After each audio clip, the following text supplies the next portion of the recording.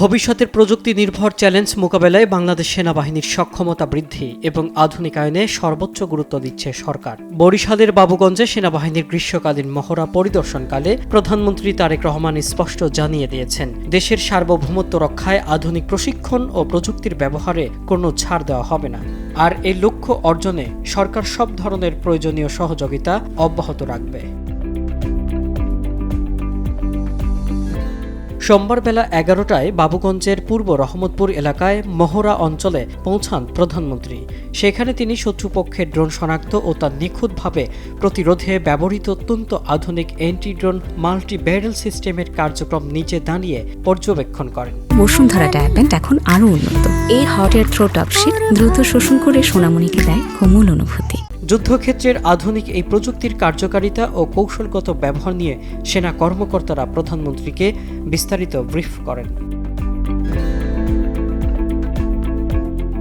প্রযুক্তির পাশাপাশি সেনাদের মাঠ পর্যায়ের কঠোর যুদ্ধ প্রস্তুতিও পরোক্ষ করে দেখেন প্রধানমন্ত্রী তারেক রহমান। কোনো প্রটোকল বা আনুষ্ঠানিকতা ছাড়াই তিনি পায়ে হেঁটে বিস্তীর্ণ জঙ্গল জুড়ে পরিচালিত কঠিন সব প্রশিক্ষণ কার্যক্রম ঘুরে দেখেন।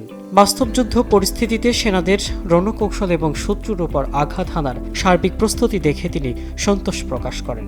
মহড়ায় অংশ নেওয়া সেনা সদস্যদের পেশাদারিত্বের প্রশংসা করে তাদের নিষ্ঠার সাথে দায়িত্ব পালনের আহ্বান জানান প্রধানমন্ত্রী তারেক রহমান। দেশ বিদেশে বাংলাদেশ সেনাবাহিনীর সুনাম ধরে রাখতে সর্বোচ্চ প্রস্তুতি বজায় রাখার উপর তাগিদ দেন প্রধানমন্ত্রী। তথ্য সম্প্রচার মন্ত্রী জহিরউদ্দিন স্বপন এবং সেনাপ্রধান জেনারেল ওয়াকারুজ্জামান সহ ঊর্ধ্বতন কর্মকর্তাদের উপস্থিতিতে তিনি পূর্ণ ব্যক্ত করেন যে জনগণের আস্থা ও মর্যাদা ধরে রাখতে একটি আধুনিক ও যুগোপযোগী বাহিনী হিসেবে সেনাবাহিনীকে গড়ে তুলতে বদ্ধপরিকর বাংলাদেশ সরকার। ইব্রাহিম প্রামাণিক, ডেইলি সান।